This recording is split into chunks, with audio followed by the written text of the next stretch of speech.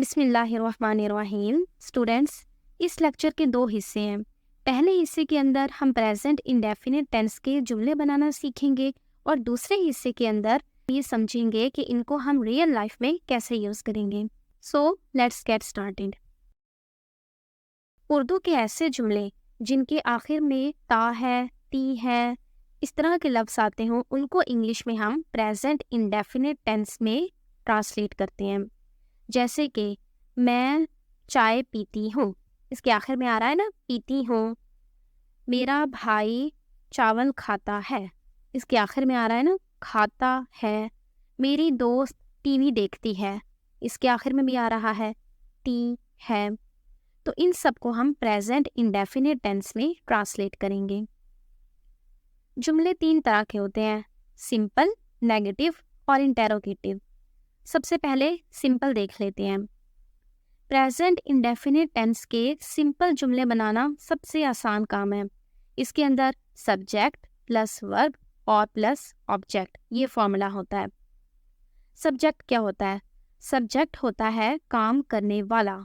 जैसे मैं चावल खाती हूँ, तो इसमें चावल खाने का काम मैं कर रही हूँ, तो मैं सब्जेक्ट। मेरा भाई टीवी देखता है, टीवी देखने का काम मेरा भाई कर रहा है, तो मेरा भाई सब्जेक्ट हो गया। तो अमूमन सब्जेक्ट होते हैं I, we, you, they, he, she, it और कोई और नाउन। इस नाउन के अंदर कोई भी नाम हो सकता है, अली, ज़ारा, सारा, अकबर वगैरह। और ये नाउन प्लूरल भी हो सकता है, सिंगुलर और प्लूरल दोनों तरह के हो सकते हैं। जैसे कि फ्रेंड्स, ये प्लूरल हो गया। पेरेंट्स, टीम, स्टूडेंट्स, तो ये सारे प्लूरल नाउन हो गए। अब वर्ब होता है काम। जैसे मैं चावल खाती हूँ, तो मैं कौन सा काम कर रही हूँ? चावल तो एक चीज़ है ना, खाने का काम कर रही हूँ, तो ये खाना वर्ब हो गया। उसे जूस पसंद है। अब वो कौन सा काम कर रहा है? वो पसंद करने का काम कर रहा है। जूस एक चीज़ है और उसको वो पसंद कर रहा है, तो पसंद करना लाइक वर्ब है। वो खिलौनों से खेलती है। अब इसमें खेलना वर्ब हो गया। ऑब्जेक्ट होता है वो चीज़ जिसके ऊपर सब्जेक्ट वर्ब कर रहा है, यानी जिसके ऊपर सब्जेक्ट काम कर रहा है, वो ऑब्जेक्ट है। जैसे मैं चावल खाती हूँ, तो इसमें चावल ऑब्जेक्ट है। वो खिलौनों से खेलती है, वो सब्जेक्ट है। खिलौना उसका ऑब्जेक्ट है, क्योंकि वो खेलने का काम उस खिलौनों पे कर रही है। चले अब जुमले देख लेते हैं। प्रेजेंट इंडेफिनिट टेंस के जो भी सेंटेंसेस होते हैं, उनको बनाने का फॉर्मूला सबसे आसान है, subject plus verb plus object. जैसे मैं चावल खाती हूँ, आई ईट राइस। शुरू में लगा दिया सब्जेक्ट, उसके बाद लगा दिया वर्ब और उसके बाद लगा दिया ऑब्जेक्ट। तुम पतंग उड़ाती हो, तो इसमें सब्जेक्ट है यू, क्योंकि तुम काम कर रही हो और कौन सा काम कर रही हो? पतंग उड़ाने का, उड़ाना। फ्लाई वर्ब हो गया और आखिर में लगा देंगे ऑब्जेक्ट जो कि है kite. You fly a kite. हम चलते हैं, वी वॉक। वो क्रिकेट खेलते हैं, दे प्ले क्रिकेट। बिल्ली सोती है। अब देखें, इसमें जो बिल्ली है, ये I, we, you, they, he, she, it, इनमें से कुछ भी नहीं है। इसका मतलब ये एक नाउन है। अब नाउन दो तरह के होते हैं, सिंगुलर और प्लूरल। कैट, ये तो सिर्फ एक है ना, ये है सिंगुलर नाउन। देखिए, सिंगुलर नाउन ही, शी और इट, इनके साथ हम वर्ब में एस और ईएस भी लगाते होते हैं। जैसे कि यहाँ पे हम लगाएंगे बिल्ली सोती है, द कैट स्लीप को कर देंगे स्लीप्स। अब जब हम वर्ब में एस या ईएस लगाते हैं, तो हमें क्या पता कि हमने किसके साथ एस लगाना है और किसके साथ ईएस लगाना है। तो ऐसे वर्ब जिनके आखिर में S, S H, C H, X या जेड इस तरह के लफ्ज़ आ रहे हों, तो उनमें हम ईएस लगाते होते हैं और बाकी सब में एस लगाते हैं। जैसे कि है ब्रश, तो इसको हम कर देंगे brushes. Finish, finishes. Fix, fixes. Teach, teaches. Pass, passes. लेकिन एक वर्ब है गो, इसके आखिर में ओ आ रहा है, लेकिन फिर भी इसमें हम ES लगाते होते हैं, खाली S नहीं लगाते होते। ये एक एक्सेप्शनल केस है। और इनमें हम ES इसलिए लगाते होते हैं ताकि प्रोनाउंसिएशन समझ में आ जाए, क्योंकि ये ऐसे लफ्ज़ हैं जिनकी आखिर में पहले ही आवाज़ S वाली है, उनमें आखिर में खाली S लगाना थोड़ा मुश्किल हो जाएगा। ब्रश, ब्रश, ये कितना अजीब है बोलना, तो इसलिए आसानी के लिए ES लगा दिया ताकि बन जाए ब्रशेस। अब जिनमें मुश्किल नहीं होती उनमें हम खाली S ही लगाते होते हैं, जैसे ईट, ईट्स, ड्रिंक, ड्रिंक्स, वॉक, वॉक्स, स्लीप, स्लीप्स। और जुमले देख लेते हैं हम। लड़की पानी पीती है। अब गर्ल, इसके साथ भी S और ES लगाएंगे तो हम लिखेंगे द गर्ल ड्रिंक्स वाटर। वो अपनी गाड़ी धोता है। ही वॉशेस हिज कार, क्योंकि ही है ना। मैं ब्रेड खाती हूँ। I eat bread. मैं अपने पड़ोसियों की मदद करती हूँ। I help my neighbours. तुम 6 बजे उठती हो। You wake up at 6 AM। हम सालगिरह मनाते हैं। We celebrate birthdays. वो नज़में लिखते हैं। They write poems. वो तुम्हारा नाम लिखती है। अब देखिए इसमें वो यानी शी है, तो हम लिखेंगे शी राइट्स योर नेम। वो साफ सुथरे कपड़े पहनती है। शी वेयर्स, एस लगाएंगे। She wears clean cloth. Akbar Canada में रहता है। Akbar lives in Canada. मेरे वालिदैन सोने से पहले किताबें पढ़ते हैं। अब वालिदैन ये प्लूरल है, तो हम लिखेंगे माई पेरेंट्स रीड बुक्स। सोने से पहले, बिफोर बेड टाइम। ज़ारा अपनी उम्र गलत बताती है। ज़ारा लाइज। लाई होता है झूठ बोलना, और यहाँ पे ज़ारा है एक सिंगुलर नाउन है, तो हम लिखेंगे लाइज, एस ई लगाएंगे। Zara lies about her age. वो सॉफ्टवेयर कंपनी में काम करता है। ही वर्क्स, एस लगाएंगे, ठीक है। He works at a software company. ज़मीन सूरज के गिर्द घूमती है। ज़मीन ये भी एक नाउन है और सिंगुलर है। The earth revolves around the sun. चिड़ियाँ सुबह गाना गाती हैं। बर्ड्स, अब ये प्लूरल है तो हम एस नहीं लगाएंगे सिंग के साथ। Birds sing in the morning. वो हमेशा वक्त पे पहुंचता है। ही ऑलवेज, अब ही है ना तो अराइव के साथ एस लगाएंगे। ही ऑलवेज अराइव्स ऑन टाइम। मैं अपनी फैमिली के लिए डिनर बनाती हूँ। I cook dinner for my family. किसान फसलें काटता है। Farmer harvest. हार्वेस्ट के साथ एस लगाएंगे क्योंकि फार्मर एक सिंगुलर नाउन है। Farmer harvests crops. अगर ज़्यादा फार्मर हो, किसान ज़्यादा किसान हैं, वो फसलें काटते हैं, तो हम करेंगे फार्मर्स हार्वेस्ट क्रॉप्स। बारिश होती है। It rains. देखिए कि बारिश के साथ कोई सब्जेक्ट ही नहीं है, तो हम इसलिए इसके शुरू में इट लगाते होते हैं। बारिश खुद ही एक वर्ब है। ऐसे ही बर्फ़बारी के लिए भी है, बर्फ़बारी होती है। It snows. अब इनके नेगेटिव कैसे बनाते होते हैं? नेगेटिव बनाने के लिए हम डू और डज इनका इस्तेमाल करते होते हैं। जिनमें हमने वर्ब के साथ एस या ईएस लगाया था उनमें हम डज यूज़ करते हैं, और जिनमें नहीं लगाया था उनमें डू यूज़ करते होते हैं। मैं ब्रेड खाती हूँ। I eat bread. मैं ब्रेड नहीं खाती हूँ। I do not eat bread. देखिए जिनमें वर्ब के साथ एस या ईएस लगा हुआ है, जब हम उनमें डज इस्तेमाल करेंगे तो वो एस या ईएस ख़त्म कर देंगे। वो तुम्हारा नाम लिखती है। She writes your name. वो तुम्हारा नाम नहीं लिखती है। She does not right your name. लेकिन कोई भी डज नॉट और डू नॉट नहीं इस्तेमाल करता। डज नॉट और डू नॉट इनको मिलाकर डजंट और डोंट पढ़ा जाता है, तो हम भी यहाँ पे डज नॉट की जगह डजंट और डू नॉट की जगह डोंट इस्तेमाल करेंगे। I don't eat bread. She doesn't write your name. हम सालगिरह नहीं मनाते हैं. We don't celebrate birthdays. वो नज़में नहीं लिखते हैं. They don't write poems. वो साफ सुथरे कपड़े नहीं पहनती है. She doesn't wear clean clothes. Akbar Canada में नहीं रहता है. Akbar doesn't live in Canada. मैं अपने पड़ोसियों की मदद नहीं करती हूँ. I don't help my neighbors. Zaara अपनी उम्र गलत नहीं बताती है. Zaara doesn't lie about her age. मेरे वालिदैन सोने से पहले किताबें नहीं पढ़ते हैं. My parents don't read books before bedtime.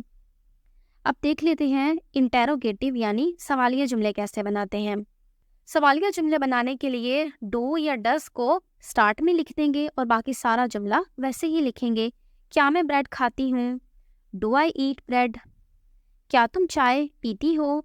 Do you drink tea. क्या हम सालगिरह मनाते हैं? Do we celebrate birthdays. क्या वो नज़में लिखते हैं? Do they write poems. अब जिनमें डज है उनमें शुरू में डज लगाएंगे. क्या वो तुम्हारा नाम लिखती है? Does she write your name. क्या वो साफ सुथरे कपड़े पहनती है?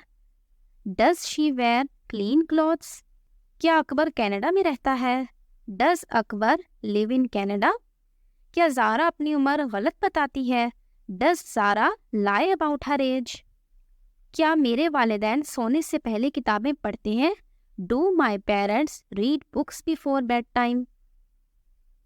लेकिन देखिए हर बार सवालिया जुमले ऐसे ही नहीं होते कि हम किसी से हाँ या ना में पूछ रहे हों कि क्या वो तुम्हारा नाम लिखती है, क्या मेरे वालिदैन किताबें पढ़ते हैं, क्या तुम चावल खाती हो, क्या मैं पानी पीती हूँ.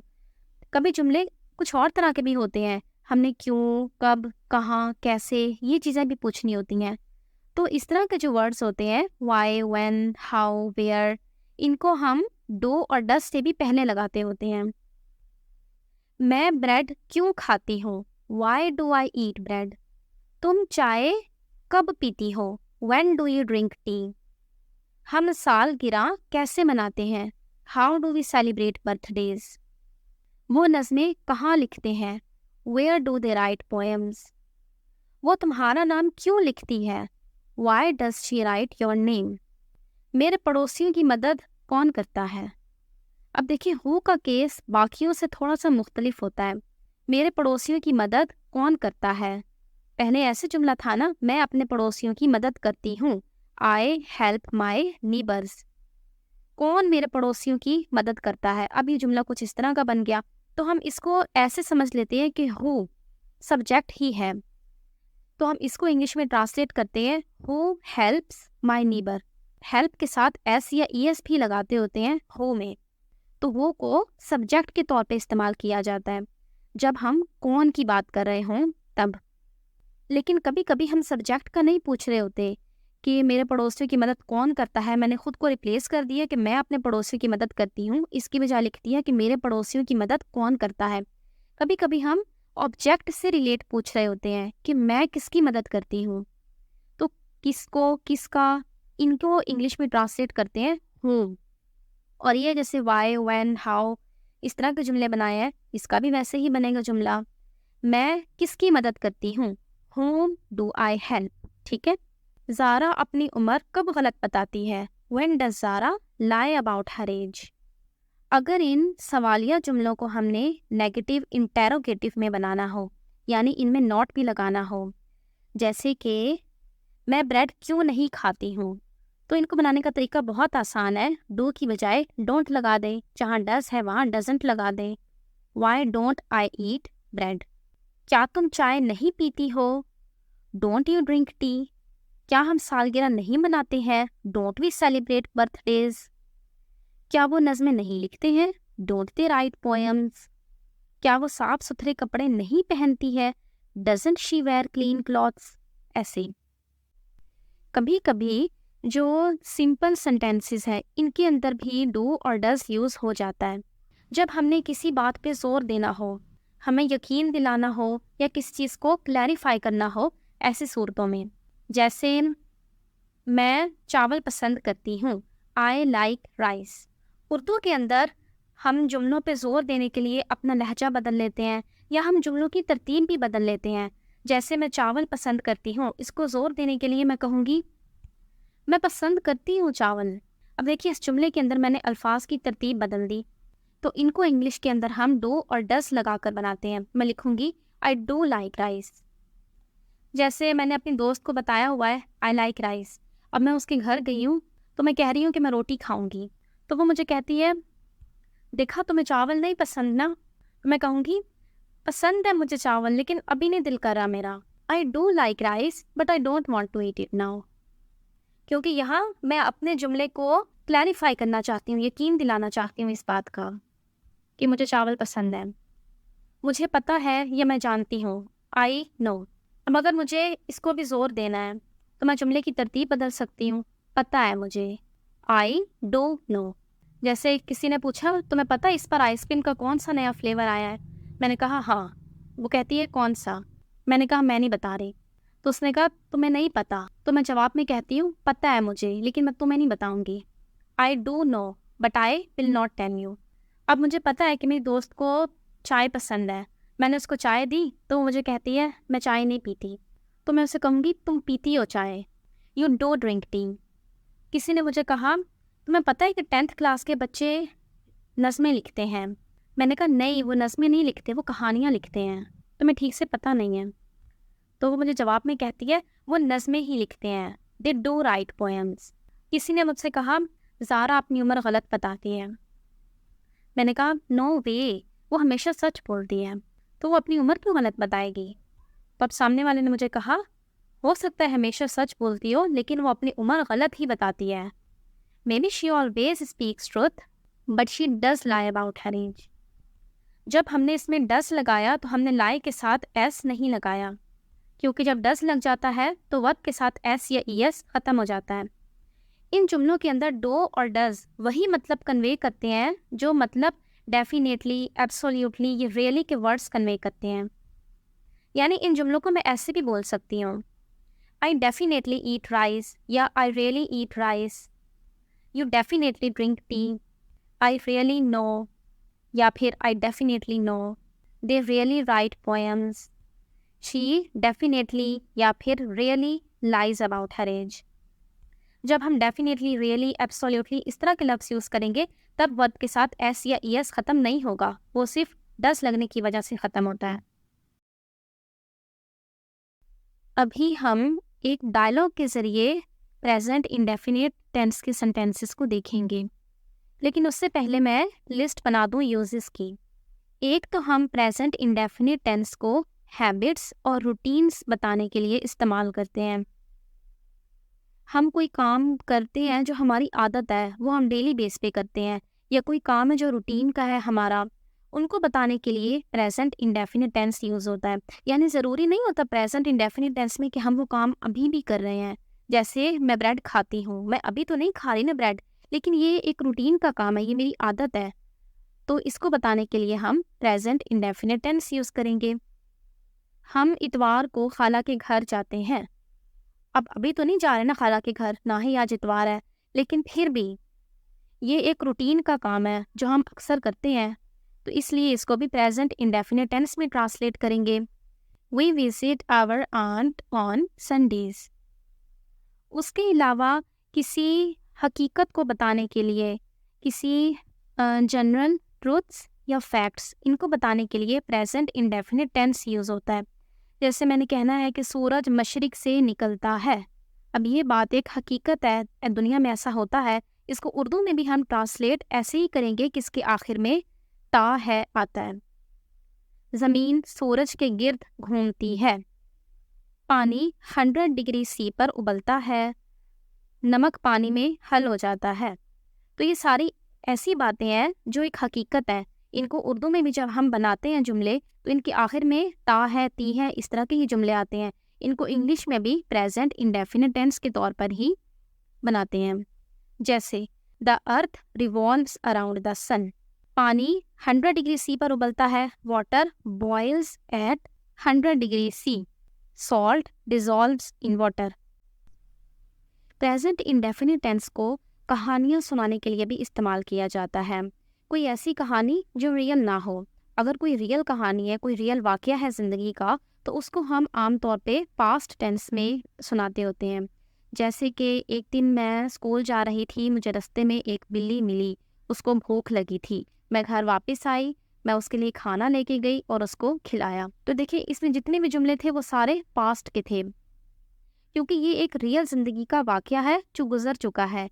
लेकिन जो कहानियाँ होती हैं उनको हम कभी कभी प्रेजेंट इंडेफिनिट टेंस के तौर पे भी सुनाते होते हैं। कहानियों को पास्ट में भी सुना सकते हैं और प्रेजेंट इंडेफिनिट टेंस में भी सुना सकते हैं।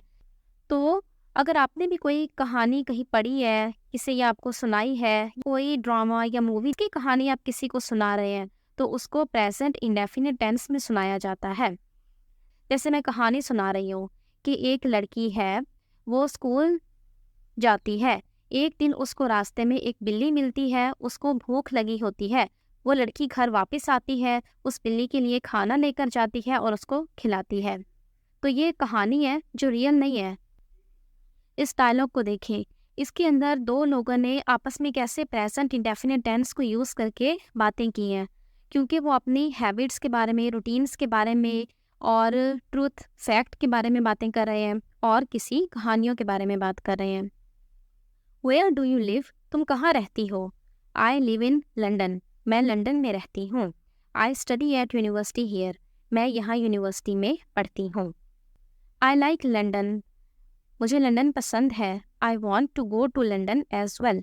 मैं भी लंदन जाना चाहती हूँ। चाहना की इंग्लिश होती है वॉन्ट, और यहाँ पे है चाहती हूँ, तो इसलिए यहाँ पे हम लगाएंगे प्रेजेंट इंडेफिनिट टेंस का वॉन्ट। और भी है तो इसलिए हम लिखेंगे I want to go London as well. मैं रोज़ाना यूनिवर्सिटी पैदल जाती हूँ। I walk to my university daily. पैदल जाने को कहते हैं वॉक। क्या तुम्हें कुकिंग पसंद है? Do you like cooking? हाँ, मैं रोज़ाना दोपहर का खाना बनाती हूँ। Yes, I make lunch every day. मैं दोपहर के खाने के बाद बर्तन धोती हूँ। आई वॉश डिशेज आफ्टर लंच। लफ्ज़ नोटबुक का क्या मतलब होता है? What does the word notebook mean? It means a book with blank pages for writing notes. इसका मतलब होता है एक किताब जिसमें खाली सफ़े हों कुछ लिखने के लिए। अब आगे देखें कि कैसे ट्रुथ और फैक्ट्स इनके रिलेट बातें की हुई हैं प्रेजेंट इंडेफिनिट टेंस को यूज़ करके। यहाँ सर्दियों में बर्फ़बारी होती है। अब ये एक फैक्ट है, एक ट्रुथ है, ऐसा होता है। It snows here in winter. हम सब ईद पर नए कपड़े पहनते हैं। We all wear new clothes on Eid. मैं उर्दू बोलती हूँ, मेरा भाई चाइनीज़ बोलता है। I speak Urdu. My brother speaks Chinese. मुझे लगता है जनवरी के बाद मार्च आता है। I think March comes after January. नहीं, जनवरी के बाद मार्च नहीं आता है। No, March doesn't come after January. ये फरवरी के बाद आता है। It comes after February. क्या तुम्हें कोई कहानी आती है? Do you know any story? हाँ, मुझे आती है। Yes, I know. इसका मतलब है तुम्हें कहानियाँ पढ़ना पसंद है। It means you like reading stories. हाँ, मुझे सच में पसंद है। Yes, I really like. मुझे कोई सुनाओ। Tell me any story. जंगल में एक लड़की रहती है, उसका नाम है लिली। हर सुबह वो जल्दी उठती है, वो अपने घर वालों के साथ नाश्ता करती है, वो हर रोज़ नई चीज़ें सीखती है।